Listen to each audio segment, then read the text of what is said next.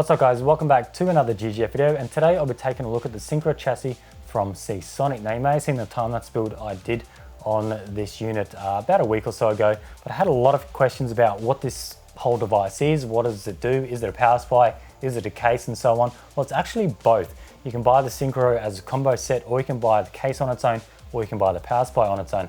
So in this video, I'll talk about how it all connects together, where it goes in the case, what plugs into it, because this is the backbone here. You can get it as the combo unit, so you get the Syncro case as well, and this straps into the back, and this just provides simple connectivity for your 24-pin, your GPU power, your EPS power, and so on. It's got a heap of RGB connectors, heap of fan connectors, which is pretty neat. So before we sort of check out the time-lapse build and the last few things, we'll jump in and see how everything all connects and all works together.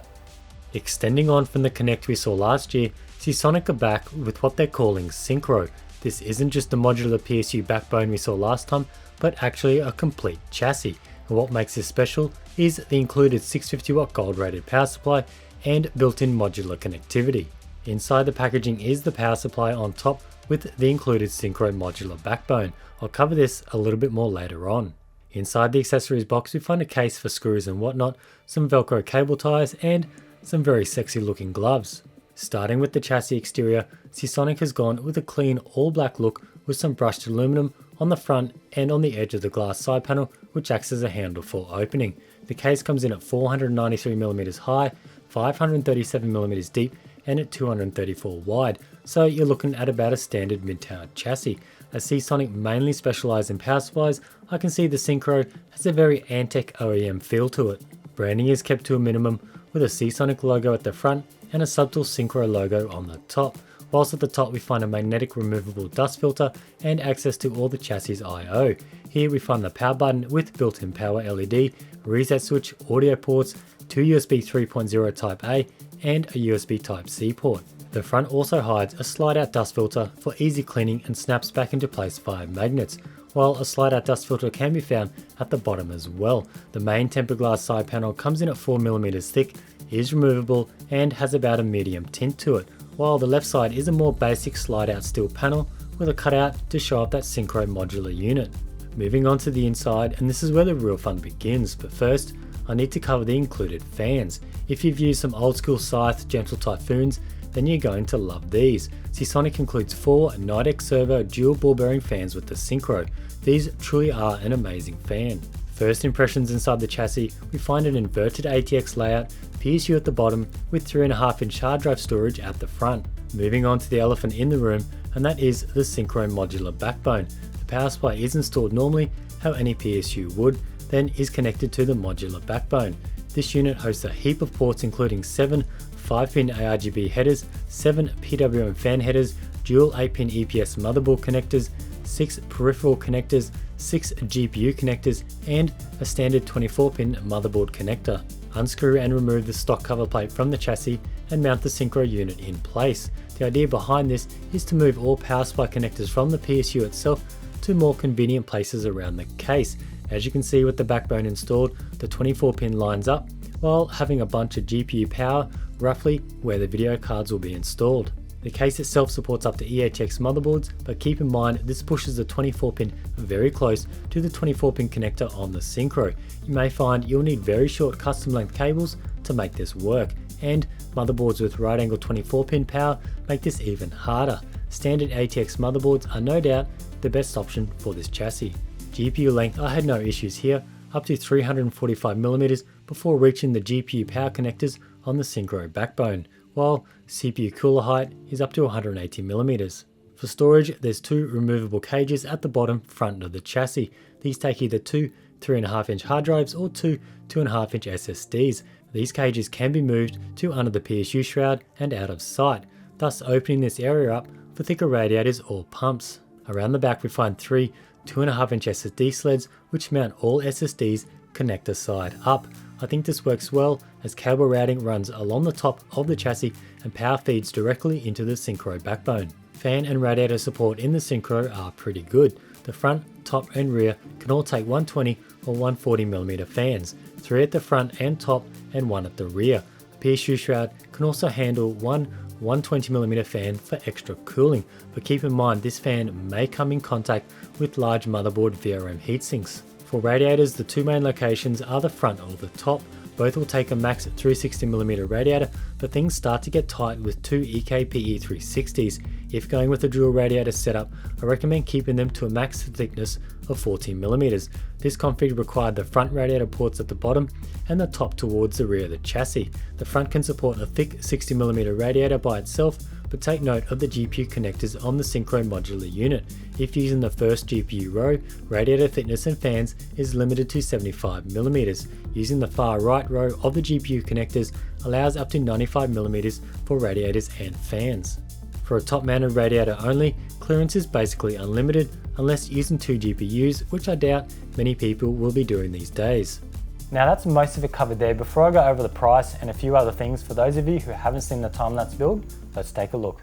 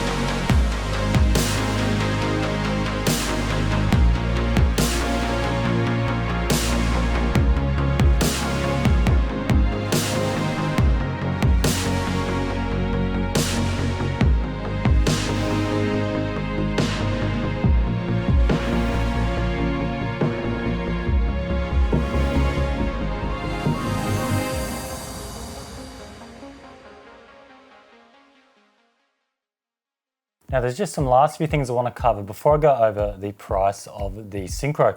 Now I want to talk about cables. The stock cables that came with the unit are pretty good. They're just standard black non-sleeved round singular cables that make up the 24 pin. Same with the PCI Express cable and so on. So they weren't too bad. The lengths are pretty much spot on. For the PCIe cables, they gave you two separate lengths and they gave you a few of those for whether you have a dual or triple pin GPU.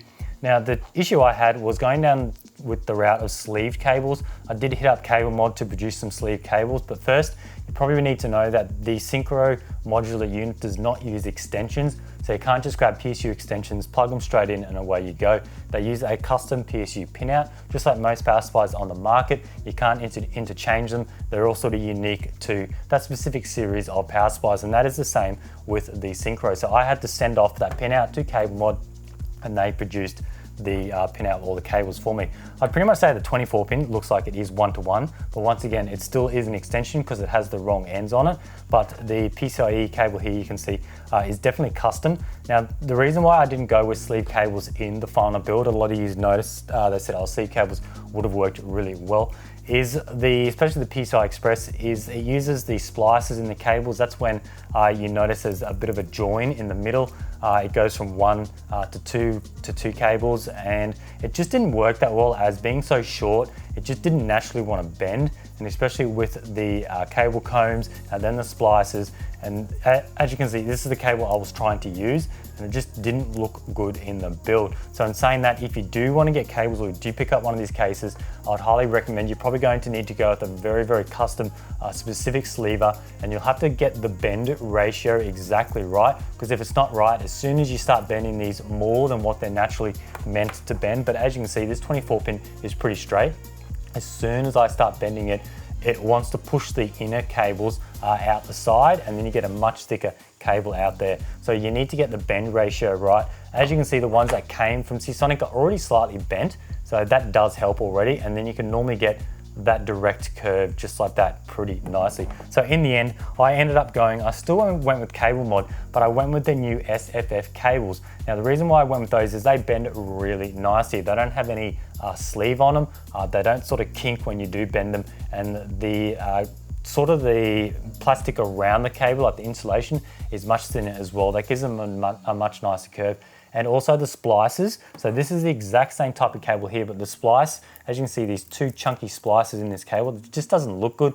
They are actually done in the connector end, so you can't see them. But normally when you do have a sort of a PSU replacement cable, because this kind of looks messy because it is so short, normally you have them about 600-700 millimeters long, and the splices are done sort of close to the power supply end, which is normally about over here on the power supply. But being on the Syncro unit, it brings it right up pretty much in your view of where all your main components are. So that is one little issue there. So just something I wanted to keep in mind, but then again, I sort of had no issues with the stock cables, so you can probably use them, and really you probably wouldn't have noticed too much difference if I did use the stock cables. I just found that the SFF ones from Cable Mod, I got the exact right length, and I think they did hold up just a little bit nicer than using the stock Seasonic ones. But yeah, just remember, these are not extensions. I did reach out to Seasonic in regards to why didn't they make this so extensions can reach in. They said they looked into it and it was going to be a little bit too tricky to perform. They would have had to try and get all the different ends on there,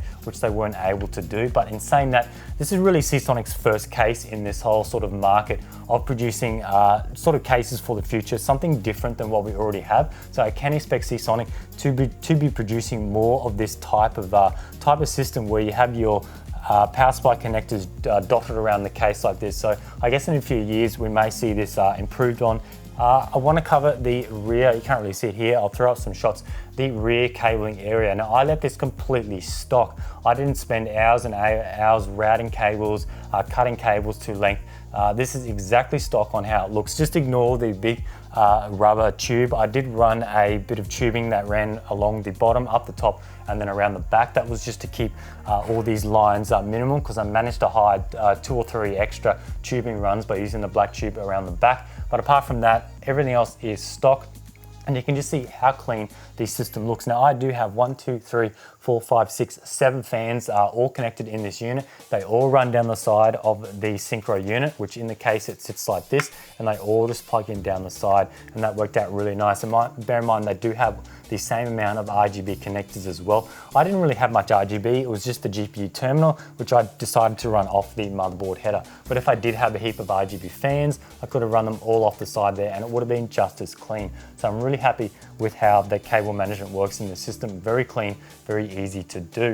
Now that's pretty much it for sort of the extra things I wanted to cover. Now I do want to cover price. Now these do come in, the case and power supply unit comes in 3 different models. So you get the case, which is the Q704. Now bear in mind, the Q704 comes with the really nice fans, just bear in mind with that. And the Q700 doesn't come without fans. So 704 with fans, 700 without fans.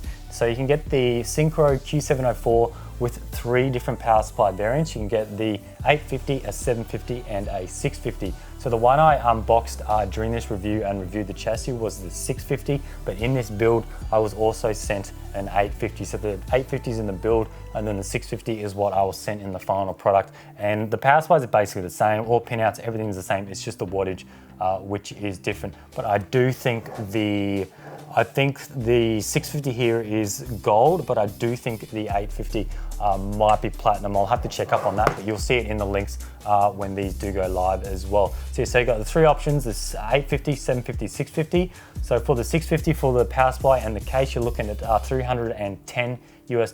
For the 750 watt and the case, this is the Q704, remember, so you still get the fans, is $330 for the 750, and then $380 US for the 850 with the Q704 case, which comes with the fans. So that's not too bad, because you remember, you are getting a decent power supply unit, you are getting the case, and then you are getting this extra unit, which is basically allows you to plug everything in. Now, it just doesn't stop there. You can just pick up the power supply unit and the Syncro backbone on its own. So if you're a bit of a modder, I don't know, you could probably throw this in a case somewhere, a different case, you're doing a scratch build, it might come in handy to you. So the 650 watt, just this unit, is 120 US, the 750 is 140 US, and then the 850 is 190 US. So that's just for that unit there. And now lastly, the case variants just on their own. So you probably saw earlier, you can get the case on its own, and it doesn't come with the modular unit, it just has sort of a cover.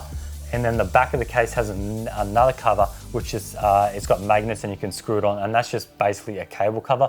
So you can get the case on its own. So if you really do like this case and you want to try it out, but you don't want to fork out the extra for the power supply unit, you can just pick it up on its own. So the Q704 Syncro, which comes with all those really nice fans, is 190 US, and then the Q700, which is the case without the fans, is 150 US dollars. So it is pretty nice that they do break it down. I'm not sure if all the retailers, if your preferred retailer is going to have all those models, but this is what I've been sent from Seasonic and what they will have available.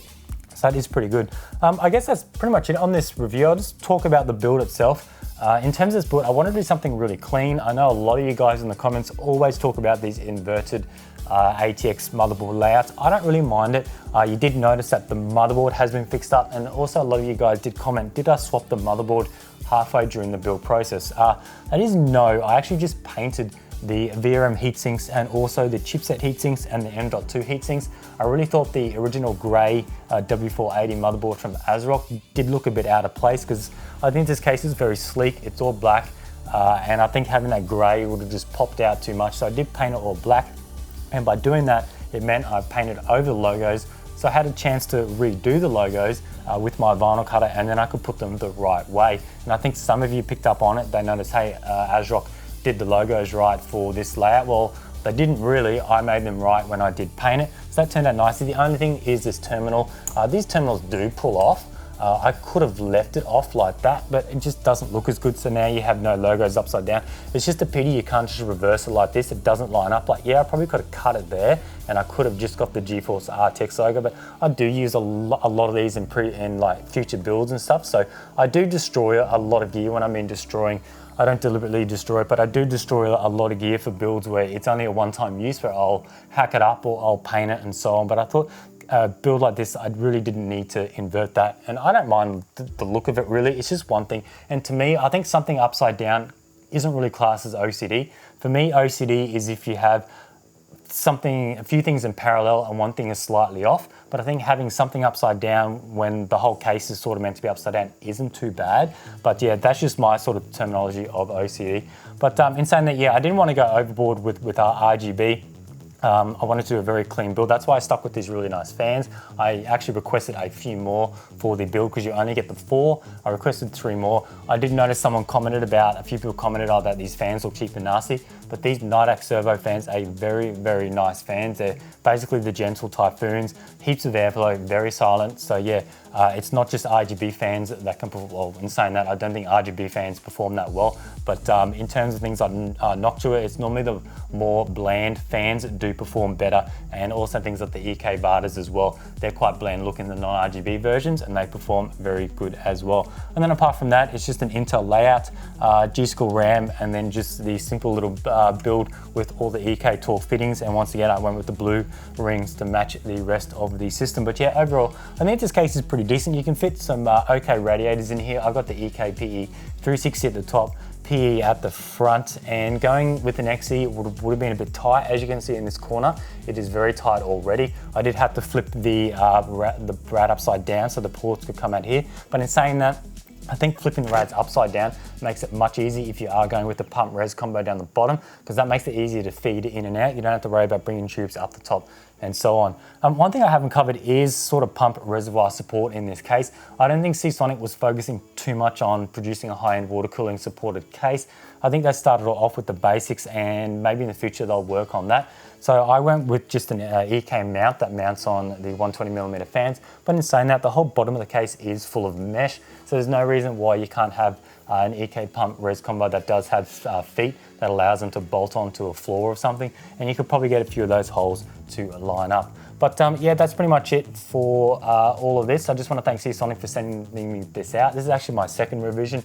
I did sort of work closely with Seasonic on the very first revision. I think I had that last year sometime, just to make sure everything was all in form and everything was looking good on the case. And I want to thank you guys for watching. I hope you enjoyed the build I did on the system, and hopefully we see more of this type of gear coming from Seasonic, maybe other brands, something to sort of bring us away from the traditional case we're used to seeing, and bringing us something more into the future where we can have connectivity closer to our devices rather than routing everything to the power supply. Maybe in the future we might be able to see where the modular units can move in certain areas instead of being in fixed places.